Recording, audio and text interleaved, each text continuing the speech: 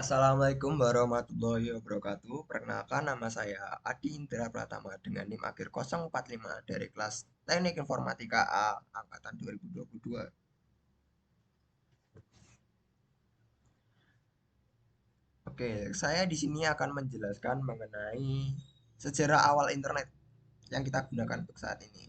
Dahulu, internet yang kita kenal saat ini dikenal dengan nama ARPANET. Perjalanannya sendiri cukup panjang sampai kita bisa menggunakannya leluasa sampai saat ini. Kelahiran ARPANET. ARPANET sendiri dikembangkan pada akhir tahun 1960-an oleh Departemen Pertahanan Amerika Serikat. Ditujukan untuk komunikasi yang aman antara institut militer dan akademik.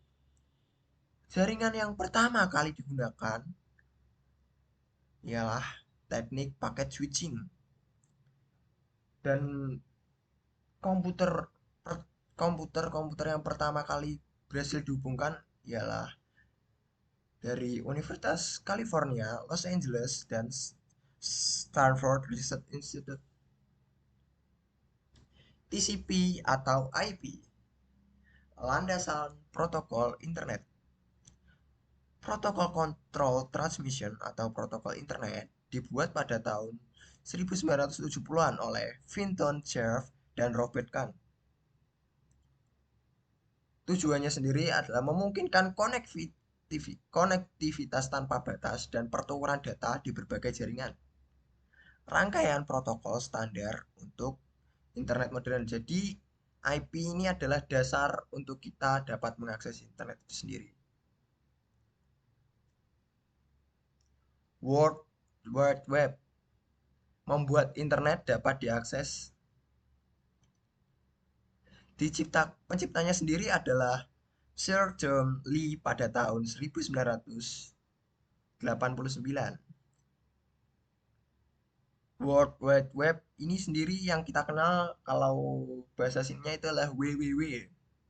Adalah sebuah sistem untuk mengatur dan mengakses informasi di internet.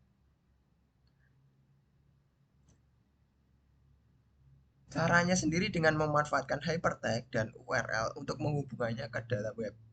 Jadi kalau kita contohkan itu seperti kita membuka Chrome dan kita mengetikkan www.facebook.com. Nah, maka kita akan terhubung dengan Facebook atau platform Facebook. Board.com atau mengkomersialkan internet. Pada akhir tahun 1900-an, 1990-an terjadi pertumbuhan pesat perusahaan berbasis internet.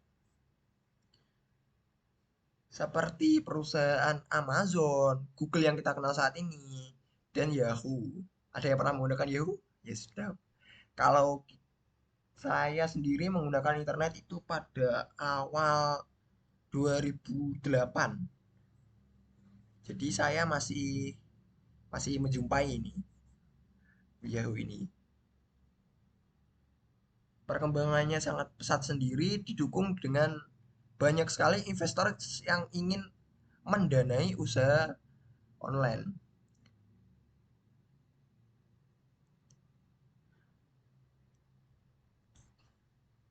Selanjutnya adalah adopsi massal internet oleh individu di seluruh dunia. Jadi kita sendiri tidak mungkin lepas dengan ketergantungan internet sendiri ya.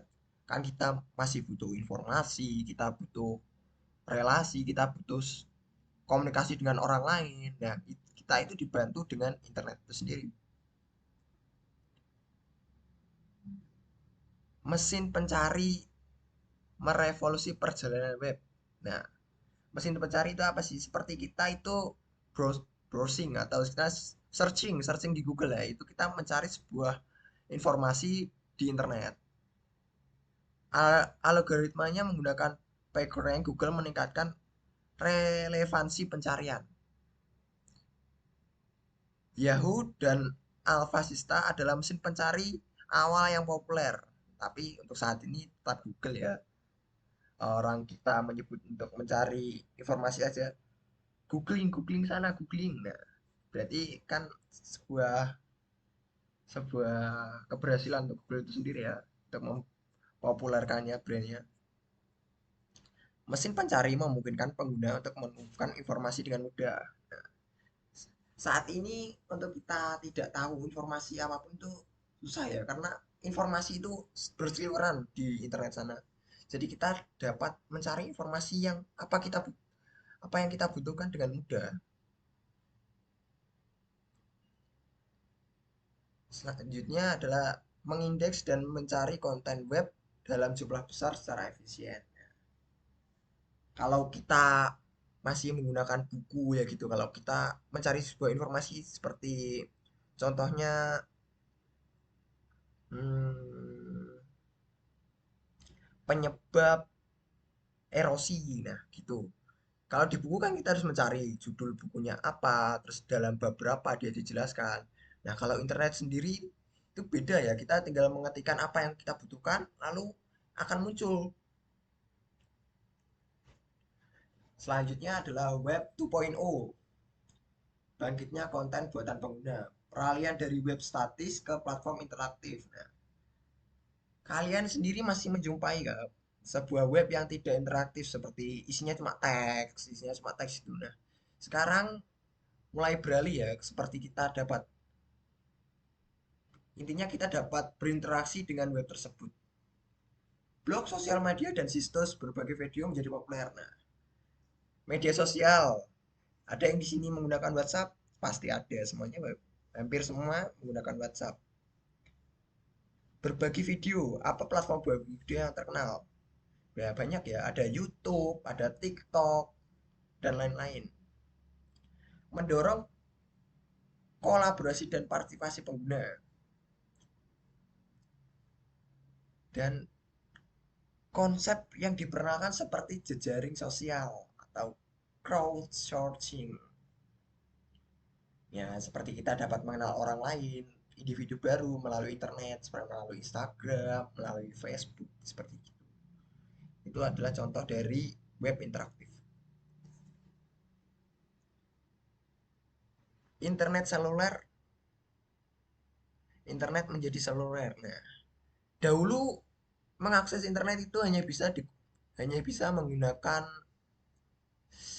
laptop atau komputer-komputer yang canggih ya. Tidak seperti sekarang ini yang hampir semua smartphone dapat mengakses internet. Ponsel pintar, tablet beroperasi mengakses internet. Aplikasi seluler menyediakan akses internet yang mudah ke layanan online. Peningkatan konektivitas dan kemampuan browsing saat berpergian. Jangkauan dan aksesibilitas internet yang diperluas. Nah, seperti kita waktu misal berjalan-jalan jauh yang dari kota gitu, seperti kita ke pantai atau kita ke gunung. Nah, seperti kan jaringannya beda ya. Kalau kita di kota, misal kecepatannya itu bisa nyampai 2 Mbps atau 3 Mbps. Nah, kalau kita ke gunung atau kita yang ke pantai yang susah internet itu mungkin 500 kbps saja sudah bersyukur. Tapi alhamdulillahnya dengan proyek pemerintah saat ini untuk membuat akses internet itu dapat dinikmati seluruh warga Indonesia. Cloud computing atau kekuatan komputasi di ujung jaring Anda. Nah, penyimpanan yang terpusat pengurusan data dari jarak jauh. Nah, seperti kita dapat mengontrol sesuatu dari jarak jauh. Itu contohnya seperti sekarang banyak ya lampu pintar kayak gitu, rumah pintar kayak gitu. Jadi kita dapat mengontrolnya dari jarak jauh. Menghubungkan akses mudah, informasi dan layanan dari mana aja. Nah, waktu kita di tengah hutan, kita butuh informasi apa seperti apakah tanaman ini boleh dimakan atau tidak kan kita bisa saja mengaksesnya atau mencari informasinya di internet. Mengurangi ketergantungan pada perangkat keras dan infrastruktur lokal. Solusi terukur dan hemat biaya untuk bisnis. Internet of Things atau IoT, dunia yang terhubung. Jaringan perangkat dan objek fisik yang saling berhubungan. Rumah pintar, perangkat yang dapat dikenakan, dan aplikasi industri. Berbagai berbagi data dan otomasi tanpa proses hambatan. Potensi transformasi di berbagai sektor industri. Nah, seperti yang saya jelaskan tadi, kita bisa membuat suatu objek itu berhubungan. Seperti yang saat ini saya tahu yang berseliweran di media sosial saya itu CCTV yang dapat diakses melalui handphone yang berbentuknya seperti lampu. Nah, itu kan CCTV sendiri punya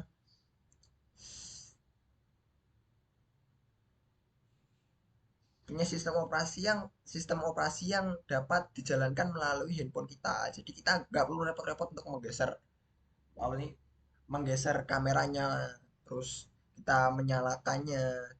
Jadi kita hanya perlu mengakses gadget kita untuk mengendalikan CCTV itu sendiri. Terima kasih telah memperhatikan presentasi saya. Kalau ada kurangnya saya mohon maaf. Terima kasih. Sampai jumpa pada pertemuan selanjutnya.